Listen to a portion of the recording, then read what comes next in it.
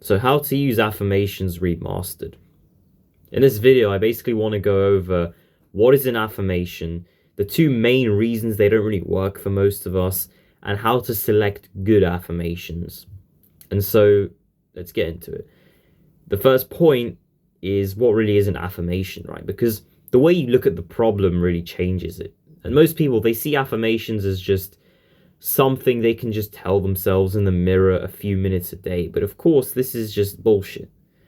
This is not what an affirmation really is or should mean, because it doesn't really work and it's not very effective. Really, you want to have a sort of different approach to affirmations, and you want to look at them through the brainwashing kind of paradigm. So an affirmation isn't just a word you tell yourself. It's like something that you continuously brainwash yourself with until you really believe what you told yourself. And so instead of, for example, if you think right now, I'm a loser, I'm the worst, it's not just about looking in the mirror and telling yourself you're a winner. It's about brainwashing yourself to the point where you think you're actually a winner. And then in your own eyes, you will be a winner. And so then the affirmation has succeeded in doing its job. And so looking at it through this kind of way will make it much easier for you to do affirmations, because by not understanding how they are, or, what actually are they, right? How do they work? You're not going to be able to program them. And so the next point I have is the two main reasons they don't work for most people. And this boils down to, first of all, time and effort underestimation. And this is a big one because most people, like I've already sort of alluded to, they think, oh, if I look at myself in the mirror and I say a few nice things, that everything will be great. But it won't, right? In fact, it's not going to work. You'll experience no change. And so what you need to really be doing with affirmations is really hammering them into your mind, brainwashing yourself with them. Continuously, you're going up the stairs, down the stairs, you're walking around, even outside of the hour a day, which you should be meditating or affirming or doing some sort of mental labor or work. You basically need to continuously be thinking about these affirmations, and it's going to suck, right? And that kind of brings me on to the second point, which is the other reason people will never benefit from affirmations is because they don't account for homeostasis. And I think I've made a video or maybe multiple about this before, but homeostasis is basically where your body or your mind or your sense of self tries to maintain where it's currently at. And basically by doing this, you're going to realize, oh, I can't experience any benefits anymore. Right? And so, you're going to tell yourself all sorts of nihilistic things. Your life's going to feel like it's collapsing. That's probably the worst, because when you can experience negative thoughts and you can say, oh, this is just the reaction that my mind has. So for example, you think you're a loser and you tell yourself a load of times that you're a winner, you will think, no, I'm a loser, and you'll start having these very negative thoughts.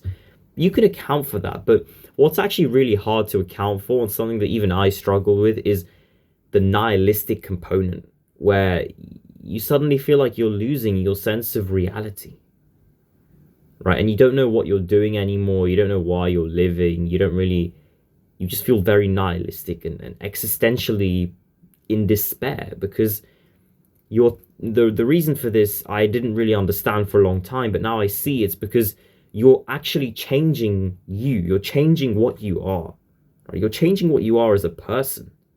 You're not the same person anymore. And so such a big change to your sense of self is, of course, going to produce huge nihilistic effects and come downs, right?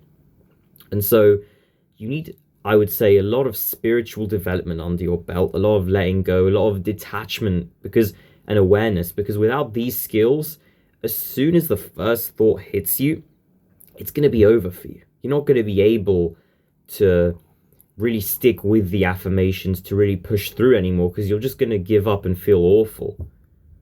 And I would argue that purpose plays into this as well, because by having a strong purpose, you can sort of organize your life and say, okay, I'm going to do this affirmation for this reason. And so then you can sort of feel confident, even if you're experiencing all these horrible side effects during the period of brainwashing, you will at least be able to tolerate the burden better without quitting. That's the most important part. And so the final point of this video is, how do you select good affirmations? And so the first thing is to keep in mind that the more congruent an affirmation is with the rest of your thinking and your mind and your life, the easier it will be to avoid these kind of nihilistic side effects. And so if you try and program something into your mind that's really, really different to how you think, expect huge nihilistic backlash, expect huge side effects, and expect to possibly want to just quit immediately. Because if it's not in line with your sense of self, it's just going to get booted out by your mind. And the next 2 points are kind of related, which is, what do you want to achieve with your life, right? And so this means, you have objectives in your life. And so you need to sort of sit down and think, okay, how can affirmations help you? And this is actually the second point. And so they do obviously relate very closely. How can a new thought pattern help you in your life?